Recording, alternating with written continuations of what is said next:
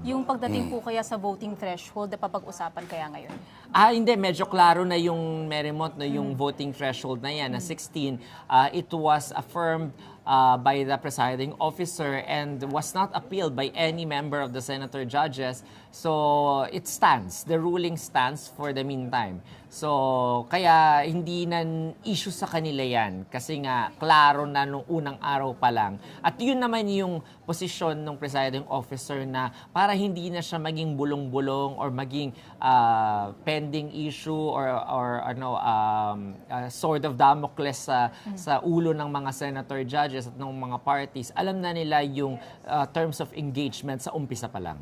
Pero Attorney yung Rich, kasi sinasabi, baka raw pwedeng pag-usapan siya during a session. Magsa-start ang regular session, hindi siya pwedeng mapag-usapan. Dapat i-challenge na lang po ba siya sa Supreme Court?